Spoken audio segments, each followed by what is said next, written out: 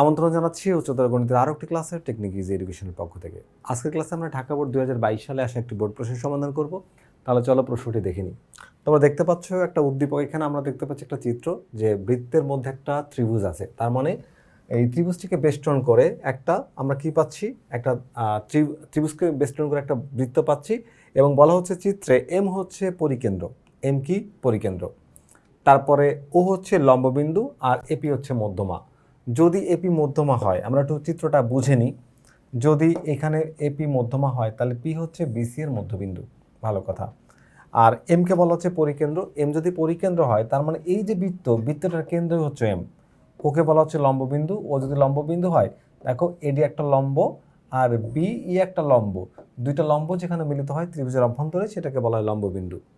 তো আমাদের প্রশ্ন কতে বলা হচ্ছে কি যে AP square minus AC square সমান হচ্ছে PD square minus CD square দেখাও যে।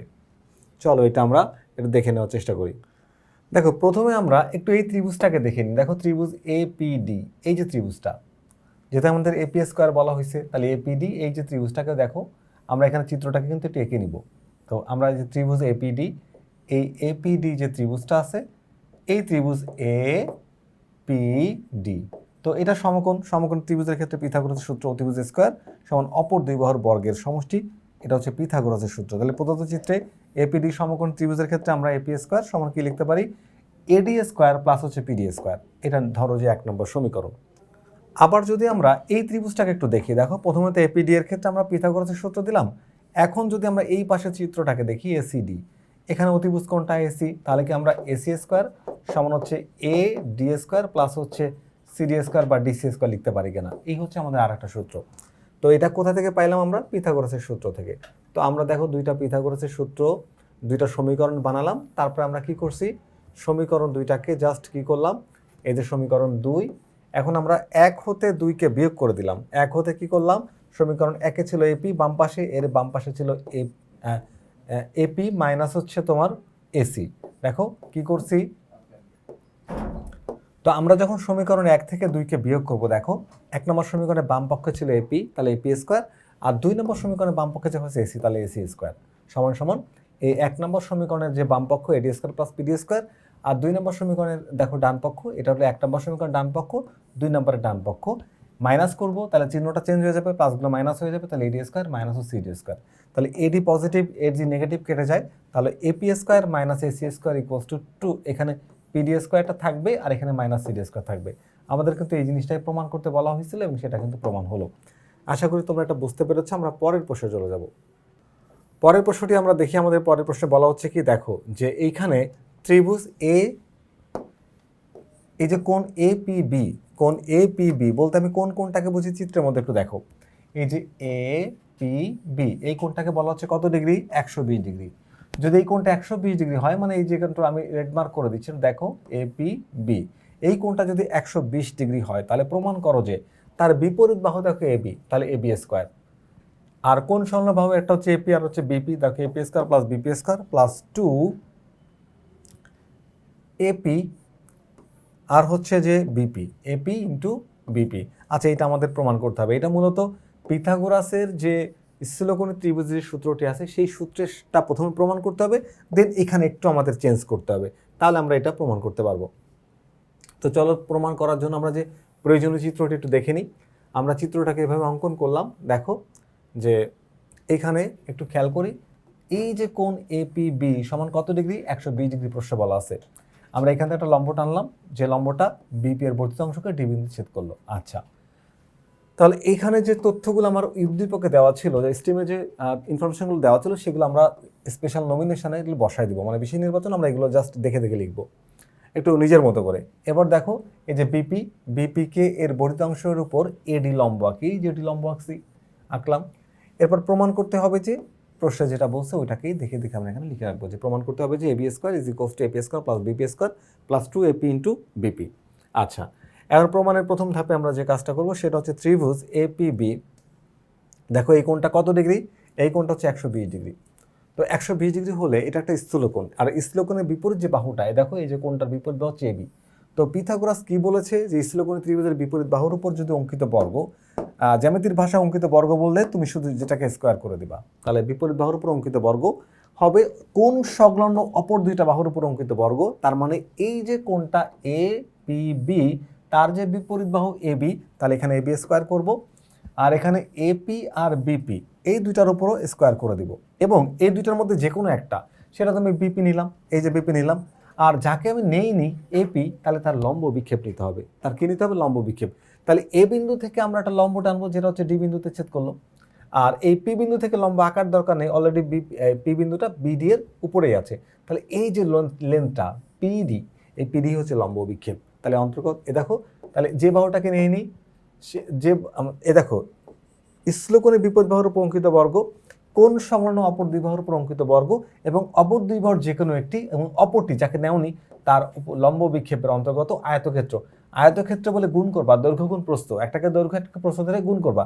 আর যদি অঙ্কিত বর্গ হয় তাহলে স্কোয়ার করে দিব। তো পিথাগোরাস বলছে কি যে স্থূলকোণের বিপরীত বাহুর উপর অঙ্কিত বর্গ অপর দুই বাহু, কোণ সংলগ্ন অপর দুই বাহুর উপর অঙ্কিত বর্গ, এই যে দেখতে পাচ্ছ অপর দুই বাহু এপি আর বিপি, আর অপর দুই বাহুর মধ্যে যে কোনো একটি সেটা হলো বিপি, আর যেটাকে নেই নি এপি, তাহলে এপি এর জন্য তার লম্ব বিক্ষেপ পিডি। স্কোয়ারের অন্তর্গত আয়তক্ষেত্র দৈর্ঘ্য গুণ প্রস্থ আয়তক্ষেত্র তার দ্বিগুণের সমষ্টির সমান, মানে 2 গুণ দিয়ে সবগুলোকে যোগ করে দিলে অতিভুজের মানে স্থূলকোণের বিপরীত বাহুর উপর যে বর্গ তার সমান হবে। এটা হচ্ছে পিথাগোরাসের উপপাদ্যে আমরা এটা প্রমাণ করেছি। পিথাগোরাসের স্থূলকোণ ত্রিভুজের ক্ষেত্রে আমরা এটা প্রমাণ করেছি। এবার আসো একটু সামনে আগানো যাক। তো এই সূত্রটা তো মোটামুটি আমরা একটা সমীকরণ আকারে রেখে দিলাম। এখন বিডি সরলরেখার উপরে, বিডি সরলরেখা, এই হচ্ছে বিডি সরলরেখার উপরে দুইটা কোণ আছে, একটা কোণ হচ্ছে 120 ডিগ্রি, তাই না? এই যে এপিবি, এপিবি এবং হচ্ছে এপিডি, এই যে দুইটা কোণ এপিবি, একটা এদিকে আর একটা এদিকে, এই দুইটা কোণ, এই দুইটা কোণ সন্নিহিত, মানে একে অপরের সাথে মিলে আছে। তো এই দুইটা কোণের যোগফল আবার একটা সরল রেখা। দেখো দুইটা কোণ যোগ করলে কি হয়? সরল রেখা। তো আমরা জানি সরল রেখা মানে হচ্ছে 180 ডিগ্রি। তাহলে এই দুইটা কোণের যোগফল হিসেবে লেখা যাবে কত ডিগ্রি? 180 ডিগ্রি। এর মধ্যে আবার একটা মান আমার আবার জানা, কোনটা বলো তো? এই যে এপিবি এর মান হচ্ছে 120 ডিগ্রি। বসায় দাও 120 ডিগ্রি ইজ ইকুয়ালস টু 180।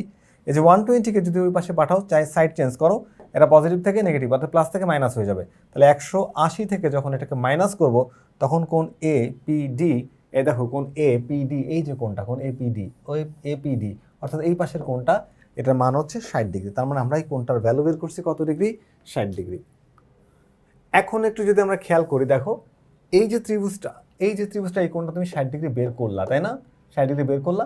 তাহলে এই ত্রিভুজের ক্ষেত্রে যদি তুমি অতিভুজ আর ভূমিকে কানেক্ট করো, তাহলে তুমি কসের সূত্র পাবা, ভূমি বাই অতিভুজ। সেই সূত্র দিয়ে আমরা পিডি এর একটা মান বের করতে পারবো। কিসের মান বের করতে পারবো? পিডি এর একটা মান বের করতে পারবো।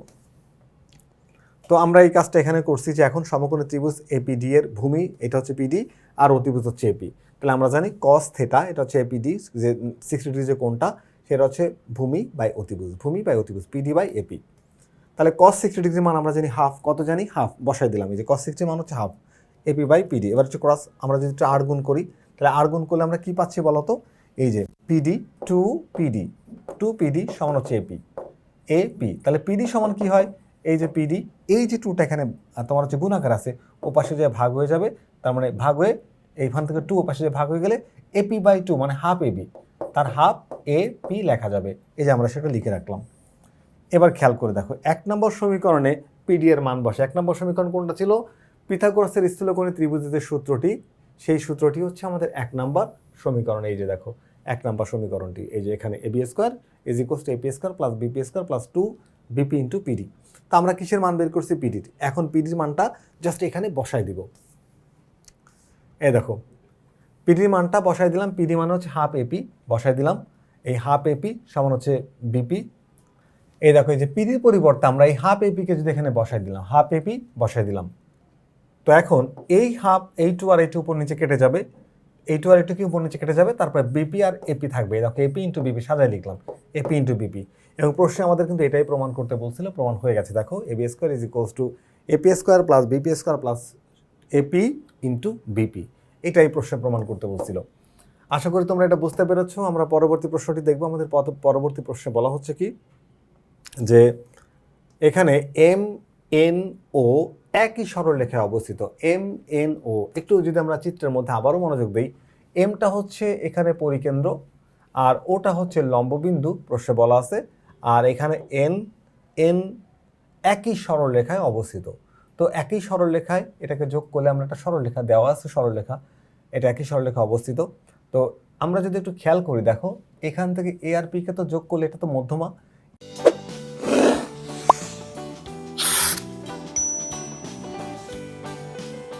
বিন্দু থেকে যদি এখানে লম্ব টানি, আমরা জানি যে ত্রিভুজের কেন্দ্র থেকে যে কোনো জায়গার উপর অঙ্কিত লম্ব ওই জায়গাকে সমদ্বিখণ্ডিত করে। অঙ্কিত লম্ব কি করে? ওই জায়গাকে সমদ্বিখণ্ডিত করে, অর্থাৎ বিপি আর সিপি তখন সমান হবে, বিপি আর সিপি কি সমান হবে। এখন এই যে তিনটা বিন্দু সমরেখ বা একই সরলরেখায় অবস্থিত, এটা প্রমাণ করতে গেলে আমাকে প্রমাণ করতে হবে যে এই এনটা কি বলতো, যে এন যে পয়েন্টটা, এই এন পয়েন্টটা হচ্ছে এই ত্রিভুজের ভরকেন্দ্র। প্রমাণ করতে হবে কি? এই ত্রিভুজের ভরকেন্দ্র। ভরকেন্দ্র প্রমাণ করতে গেলে আমাকে কি করতে হবে? এই পাশের এই যে অংশটা আর এই পাশের এই যে অংশটা, দুইটা ত্রিভুজ দেখো, এই যে এ এন ও, এই যে ত্রিভুজটা দেখো রেড মার্ক করে দিচ্ছি, আর হচ্ছে এম পি এন, এই যে ত্রিভুজটা, এই দুইটা ত্রিভুজের মধ্যে এখানে এপিটা হচ্ছে একটা মধ্যমা। তো মধ্যমা কি হয়? ভরকেন্দ্র 2:1 অনুপাতে বিভক্ত হয়। তার মানে এই পাশে দুই ভাগ, মানে যে পাশে শীর্ষবিন্দু থাকবে ওই পাশে দুই ভাগ, এ এন আর হচ্ছে বি এন, এখানে এক ভাগ, এটা আমাকে দেখাইতে হবে। তাহলে দেখালে আমরা এটা দেখানোর জন্য আমাকে কি করতে হবে? প্রথমে দুইটা ত্রিভুজকে সদৃশ প্রমাণ করতে হবে। কি করতে হবে? সদৃশ প্রমাণ করতে হবে। এই দেখতে পাচ্ছ যে দুইটা ত্রিভুজ রেড মার্ক করা, এই দুইটা ত্রিভুজকে সদৃশ কোণে প্রমাণ করার জন্য আমাদের দুইটা কোণ, মানে একটা ত্রিভুজের দুইটা কোণ, অপর ত্রিভুজ দুইটা কোণ সমান দেখালে 3 নম্বর কোণটা অটোমেটিক্যালি সমান হয়ে যাবে। তাহলে দেখো এখানে কোন দুইটা কোণ সমান একটু আমি আগে বুঝাইনি, তারপর প্রমাণটা দেখাচ্ছি। দেখো এই যে কোণটা, এটা হচ্ছে 90 ডিগ্রি, এই কোণটাও 90 ডিগ্রি। দেখো দুইটা একটা সরল রেখা, একটা সরল রেখায় যখন একটা ছেদক ছেদ করে তার একই দিকের যে কোণগুলা, এই কোণগুলা পরস্পর সমান হয়, তখন এই কোণকে বলা হয় অনুরূপ কোণ।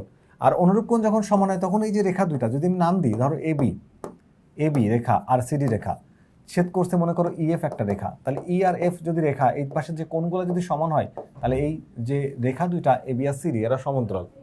তাহলে আমাদেরও দেখো যে এই কোণটার মান 90 ডিগ্রি, আবার এই কোণটার মান 90 ডিগ্রি, এটা তাদের ছেদক।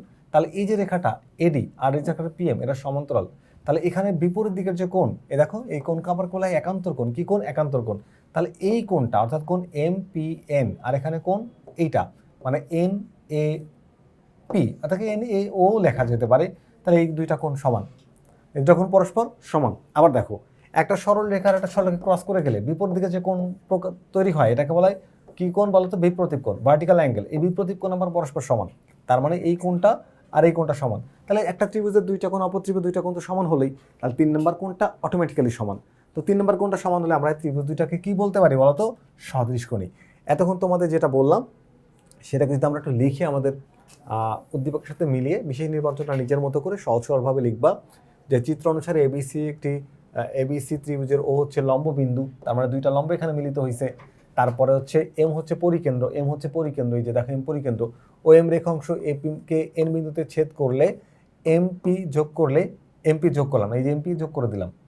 আচ্ছা, তো যেহেতু এটা মধ্যবিন্দু তাহলে এখানে লম্ব হবে, মধ্যবিন্দু হলে লম্ব হবে, কারণ কি মধ্যমা ভূমির উপর, এখানে বৃত্তের কেন্দ্র থেকে কোনো কিছুর মানে জ্যায়ের উপর লম্ব টানলে ওই লম্ব জ্যাকে সমদ্বিখণ্ড করে। আবার এপিকে বলা হচ্ছে মধ্যমা, তাহলে এপি যদি মধ্যবিন্দু হয় তাহলে এটা এখানে সমদ্বিখণ্ডক হইলো, আবার এখানে এপি মধ্যমা হলো, তাহলে এখানে অটোমেটিক্যালি লম্ব হলো। তাহলে এমপি যোগ করলে এমপি রেখা বিসি এর উপর লম্ব হবে। প্রমাণ করতে হবে যে এই যে তিনটা বিন্দু একই সরলরেখার উপর অবস্থিত অর্থাৎ এন ত্রিভুজটির এবিসি এর ভরকেন্দ্র। এনকে কি প্রমাণ করতে হবে? এই এনকে প্রমাণ করতে হবে ভরকেন্দ্র। আচ্ছা, এখন আসো আমরা এই ও যদি লম্ববিন্দু হয়, ও কি লম্ববিন্দু? ও যদি লম্ববিন্দু হয় তাহলে ও থেকে এ হচ্ছে শীর্ষবিন্দুর দূরত্ব, ও থেকে হচ্ছে কি শীর্ষবিন্দুর দূরত্ব। আর এম যদি পরিকেন্দ্র হয়, এম থেকে এমপি এটা হচ্ছে বিপরীত বাহুর দূরত্ব। আমরা জানি যে লম্ববিন্দু থেকে বিপরীত শীর্ষবিন্দু যে দূরত্ব, পরিকেন্দ্র থেকে বিপরীত বাহুর দূরত্বের দ্বিগুণ। তার মানে এই যে ডিস্টেন্সটা এ ও এটা বেশি আর এমপি এটা হলো কম। কত কম? এখানে এ ও সমান আমরা লিখতে পারবো 2 এমপি, অর্থাৎ এটার দ্বিগুণ করলে এটা সমান হয়। তো এটা দ্বিগুণ করলে যদি এটা সমান হয়, আমরা এই যে লিখে নিলাম এও বা ও এ একই জিনিস। এই যে এটা আমাদের অন্য একটা উপপাদ্য এটা প্রমাণিত যে ভরকেন্দ্র থেকে বিপরীত শীর্ষ দূরত্ব পরিকেন্দ্র থেকে বিপরীত বাহু দূরত্বের দ্বিগুণের সমান, তাই আমরা এখানে সরাসরি এটাকে সূত্র হিসেবে ব্যবহার করতে পারবো। এবার আমাদের কাজ হচ্ছে দুইটা ত্রিভুজকে সর্বসম না, দুঃখিত, এই দুইটা ত্রিভুজকে প্রমাণ করতে হবে সদৃশকোণী, মানে তিনটা কোণ পরস্পর সমান। দেখো রেখা দুইটা সমান্তরাল আগেই বলছিলাম, তাহলে এপি হচ্ছে তাদের ছেদক, এই যে এপি তাদের ছেদক। তাহলে এখানে দেখো এই যে কোণটা, কোণ এন এ ও, এটাকে তুমি এ এ পি এ দিয়েও লিখতে পারো, আবার ত্রিভুজের মধ্যে কানেক্ট করলে সেক্ষেত্রে তুমি এন এ ও সমান কোণ এম পি এন লিখতে পারবা। আবার বিপ্রতীপ কোণ হিসেবে এ এন ও সমান কোণ হচ্ছে এম এন ও, কোণটাকে জাস্ট মাঝখানে রাখলেই হবে। আর যে যে তোমার হচ্ছে আরেকটাতে 3 নাম্বার যে কোণটা অবশিষ্ট কোণ এ ও এন সমান কোণ এন এম পি, তিনটা কোণ পরস্পর সমান। তিনটা কোণ পরস্পর সমান হলে কি হয়, ত্রিভুজ দুটি সদৃশ কোণী হয়। তাহলে আমরা এখানে দেখো একটা কোণ হচ্ছে একান্তর কোণ হিসেবে সমান, সেই কোণটাকে আমরা দেখো পিএডি কে আমরা তাহলে ও এ এনও লিখতে পারবো। কেন লিখতে পারবো, কারণ কি এই বিন্দুতে কোণ, এটাকে মাঝখানে রেখে আমরা তাদের কোণের যে অংশটা একটু বোঝাই। ধরো যে এখানে একটা কোণ আছে, যে এই বিন্দুতে একটা কোণ আছে, এখানে বি এ সি, মনে করো এই বিন্দুতে কোণ আছে, এই কোণটার মান মনে করো 60 ডিগ্রি। তা আমি যদি এই বাহুটাকে আর একটু বাড়াই দিই আর এখানে একটু বাড়াই দিই, কোণের মানে কোনো পরিবর্তন হয় না। আবার যদি আমি এটাকে কমাই ফেলি, কমাই এই পর্যন্ত নিয়ে আসি, এটাকে কমাই এই পর্যন্ত আনি, তাতেও কোণের মানের কোনো চেঞ্জ হয় না। তো এই বিন্দুতে কোণটাকে ঠিক রেখে আমি তার দুই পাশ থেকে লেন্থটা কমাই ত্রিভুজের মধ্যে নিয়ে আসছি। এখন আমি সেম কাজ করছি, পি বিন্দুতে কোণটাকে ঠিক রেখে এম আর এন কে ছোট করে ত্রিভুজের মধ্যে নিয়ে আসছি। তাহলে এই যে দুইটা ত্রিভুজ আমি এখন নিলাম এ এন ও আর হচ্ছে পিএমও, এদের মধ্যে এই দুইটা কোণ পরস্পর সমান আমরা অলরেডি প্রমাণ করছি। আর এখানে যে কোণ একান্তর কোণ হিসেবে সমান, আর এটা হচ্ছে বিপ্রতীপ কোণ হিসেবে সমান। তাহলে অবশিষ্ট যে কোণটা সেটা অটোমেটিক্যালি সমান হয়ে যায়। তাহলে যখন একটা ত্রিভুজের তিনটা কোণ অপর একটা ত্রিভুজের তিনটা কোণ পরস্পর সমান হয়, তখন তাদেরকে বলা হয় সদৃশকোণী। তার মানে ত্রিভুজ এ এন ও এবং ত্রিভুজ পি এন এম সদৃশকোণী। আর সদৃশকোণী ত্রিভুজের অনুরূপ বাহুগুলো কি হয়, সমানুপাতিক। অনুরূপ বাহু কি হয়, সমানুপাতিক। তাহলে চলো এবার আমরা এ এন বাহুটা নিলাম। এ এন, এ দেখো এ এন যখন তুমি নিলে, তাহলে এর নিচে এন পি কীভাবে লিখবা তুমি, কারণ যে এই যে বাহুটা যে মানে অনুরূপ বাহুগুলো সমানুপাতিক, তাহলে এ এন এর অনুরূপ কি এনপি কেন হলো, এ দেখো এ এন হচ্ছে এই অবিন্দুতে কোণ, বিপরীত দিকে থাকে বাহু। ধরো এখানে এটা এ বি ডি, তো এখানে যদি বিডি বলি, কোণ কি বলতো, কোণ হচ্ছে বি এ ডি, এই বিন্দুতে কোণ, তাহলে তার বিপরীত আছে বাহু। দেখো তুমি এই ডি এই ডি বিডি, এই দেখো বিডি হচ্ছে বাহু। তা আমার যদি এখানে এন হচ্ছে বাহু, এই যে এন নিলাম, তাহলে এন যদি নাও, এন এর সমান কোণ কোনটা, এন এর সমান কোণ হচ্ছে এই দেখো এই যে কোণটা, তাহলে বাহু হচ্ছে পিএন অথবা এনপি। এ দেখো এনপি বা পিএন তুমি লিখতে পারবো, কোনো অসুবিধা নাই। ঠিক আছে, এবার দেখো এই যে এনপি, আর এখানে এও, এও বাহুটা তুমি যখন নিবা, এও কোথায় আছে, দেখো এও, তাহলে এর অনুরূপ বাহু কোনটা, এন বিন্দুতে কোণ বিপরীত আছে বাহু, তাহলে এখানে পিএম, এই দেখো পিএম। ঠিক আছে, তাহলে এন বাই এনপি লিখলাম। এখানে এও সমান আবার কি 2mp, আমরা একদম শুরুতে দেখাইছিলাম, এই যে এই দেখো এও ও এ সমান হচ্ছে 2mp, তাহলে এও বা ও এ সমান আমরা কি লিখতে পারবো 2mp। এবার দেখো এমপি আর এমপি কেটে দাও, তাহলে কি হয় এ এন বাই হচ্ছে এনপি ইজ ইকুয়ালস টু 2/1। তাহলে এটাকে লেখা যায় কি বলতো, A N is to NP সমান হচ্ছে 2:1। একটু খেয়াল করে দেখো এখানে এপি যে রেখাটা, এপিটা ভালো করে বুঝে, এপি রেখাটা এন বিন্দুতে আলাদা হয়ে গেল, A N is to PN 2:1, মানে এন পয়েন্টে এই যে রেখাটা বা মধ্যমাটা 2:1 অনুপাতে বিভক্ত হলো। তাহলে আমরা জানি মধ্যবিন্দুতে অর্থাৎ ভর কেন্দ্রে মধ্যমাটি 2:1 অনুপাতে বিভক্ত হয়। যেহেতু এটা এন বিন্দুতে 2:1 অনুপাতে বিভক্ত হয়েছে, তাহলে এনই হচ্ছে আমাদের কি বলতো ভর কেন্দ্র। তো এন যদি আমাদের ভর কেন্দ্র হয়ে যায়, এই যে 2:1 অনুপাতে বিভক্ত হয়, তাহলে আমাদের এন হচ্ছে এপি মধ্যমাকে 2:1 অনুপাতে বিভক্ত করেছে, সুতরাং এন হচ্ছে ত্রিভুজ এবিসি এর ভর কেন্দ্র। আর যদি ভর কেন্দ্র হয়, তখন এটা প্রমাণ হয় যে এম এন ও একই সরলরেখা অবস্থিত বা বিন্দুত্রয় সমরেখ। আমরা সমাধান করছিলাম ঢাকা বোর্ড 20 সালের প্রশ্নটি। আশা করি তোমরা এই প্রশ্নের যে সমাধানটি নিশ্চয়ই বুঝতে পেরেছো। ফিরে আসবে আবারও নতুন কোনো গাণিতিক সমস্যা নিয়ে, ততক্ষণ পর্যন্ত ভালো থেকো, আল্লাহ হাফেজ।